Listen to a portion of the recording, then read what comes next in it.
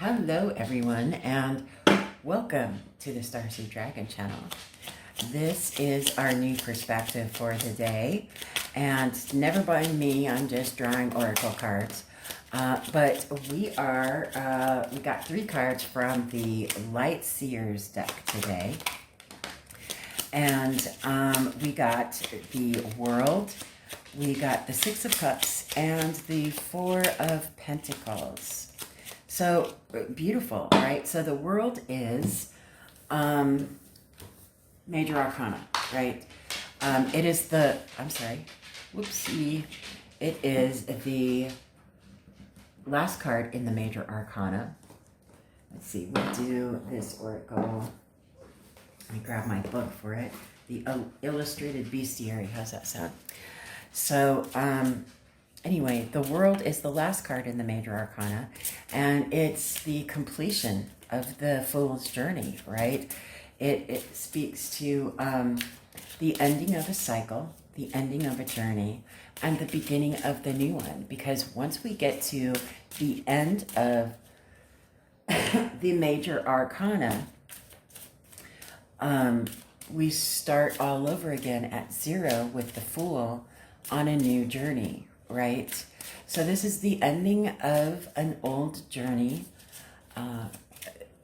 and the preparation of beginning a new one, right? So that's what the World's about. The 6 of Cups represent water, the element of water, which is emotionally based and speaks to your feelings,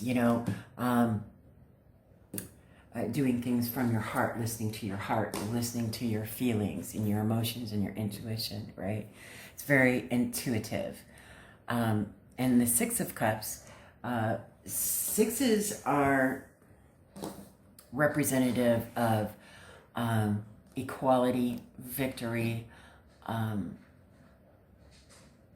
strength and bonds and stability, right? It's an even number, and it speaks to being victorious over, because 5s are challenges. So when you get to 6s, you've overcome that challenge, that 5, right? And the 6 of Cups speaks to nostalgia. It speaks to a soulmate connection from a previous life or a previous journey, right?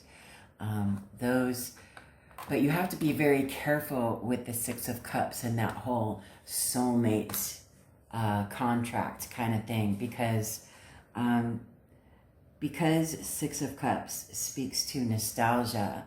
We as human beings have a tendency to think of the good old days as something that was greater than it really was, right? We tend to, how does that song go from Baz Lundgren? Fish it out of the disposal and shine it up and make it into something that much grander than what it was. Something to that effect. That's the thing about nostalgia, is we can ruminate on, the good old days and, past loves or first loves or whatever the thing is that you're being nostalgic about, right? But we have to be very careful of it because of the fact that, what's that saying? Be careful what you wish for, because it might come true. You don't want to end up reliving something that you're being nostalgic over, because you'll end up realizing the reason why you didn't go back to it sooner, right? Because it wasn't all glitter and sunshine and happiness and unicorns and all of that. It wasn't as glamorous as what you remember it to be, because things in our memory, we tend to glamorize the good moments and forget the ones that weren't so shiny, right? or at least we downplay them, right?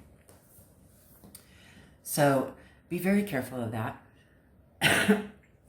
This is saying this combination here, this soul contract journey has come to completion.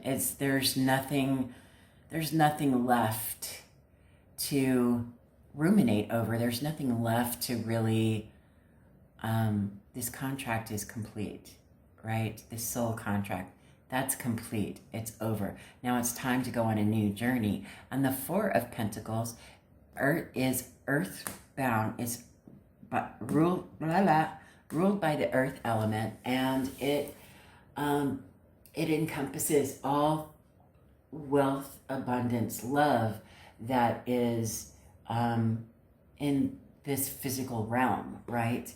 In this physical world that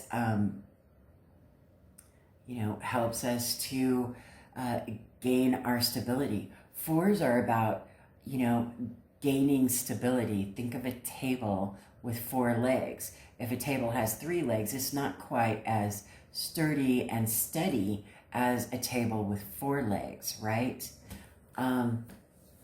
Even though my current dining table has 3 legs,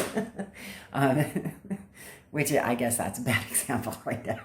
But it's not, 3 legs is not as good as 4 legs, right? You're learning how to grow into your stability and understand your own self-worth, and understand that you need to fill your own purse before you can give up to others and give of yourself to others, because you have to take care of yourself first, right? And this is the fact. This is what is being learned here, right? What has happened in the past is complete, right? And you're moving on to learn about your own self-worth and your own stability, right? Taking care of yourself, right? What is it that you see in these cards today? What is it that is speaking to you intuitively? Is there a color? Is there a symbol? Is there, something within these pictures that is really making you hone in on that specific thing? Let me know in the comment section below. What is it that you are intuitively feeling about this 3-card combination? And what is it telling you? Let me know in the comment section below. I'd really like to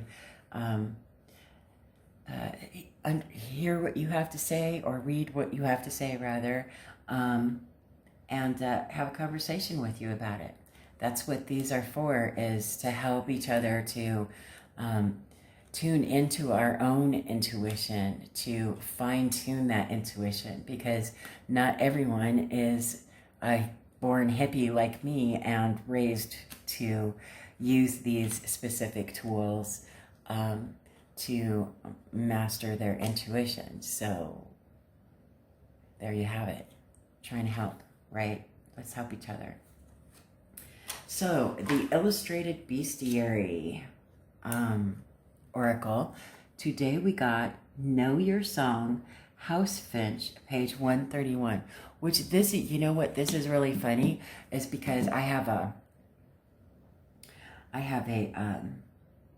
bird feeder outside, and I've always really had like some kind of bird feeder or hummingbird feeder, or fed the squirrels or whatever. But I really enjoy the bird feeders because all of the songbirds come and they play and everything. But there's a little house finch.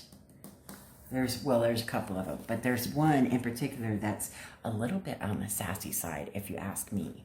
But he comes by and he sings for me while he's eating his little bird food out of the bird feeder. And I was just thinking about him this morning.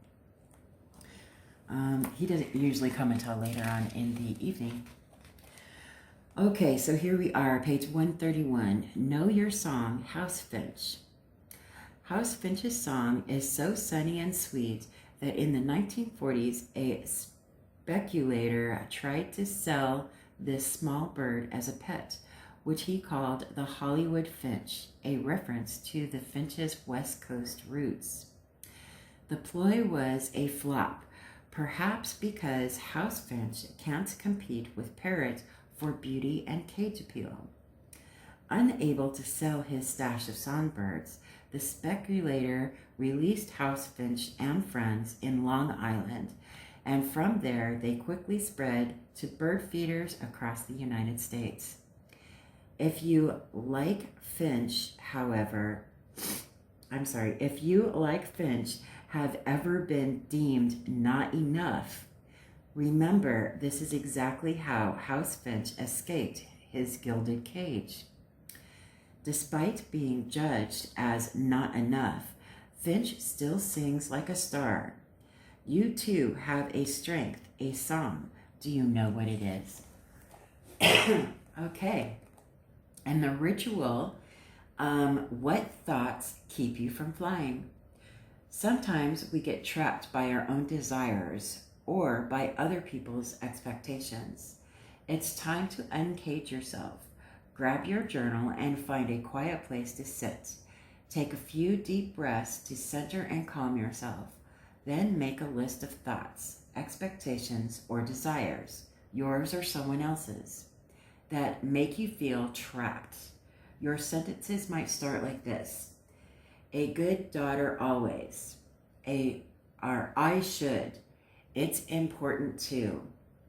My grandmother, mother, father, boss will be disappointed if. Choose one and ask yourself, if this thought was located in my body, where would it live? Don't overthink this. Your first answer is the answer. After you've located the thought in your body, imagine disengaging it. You might envision cutting the cord between yourself and the thought, or digging it out and tossing it in the compost. One by one, visualize disengaging from each entrapping thought. You may need to do this a few times to make it stick in your psyche. Interesting. Reflection. The flip side of wishes. House finch can thank his plain and tidy feathers for giving him the freedom to fly. If he had been a more beautiful bird, if his looks had matched his singing voice, he'd be known as the Hollywood finch and be living in a cage. While house may be less glamorous moniker than Hollywood, finch is here to remind you that having it all isn't always what it seems to be. In our desire to be more beautiful, richer, more charismatic, we rarely stop to think about the flip side of those seemingly desirous traits. Being super smart can be super lonely. Having a gorgeous body might mean people judge you before they know you. Being really rich leaves you open to jealousy. Instead of focusing on how perfect life would be if only you were fill in the blank with your recurring wish, think about a gift you already have, like House Finch's song, that you could amplify and share. Isn't that something?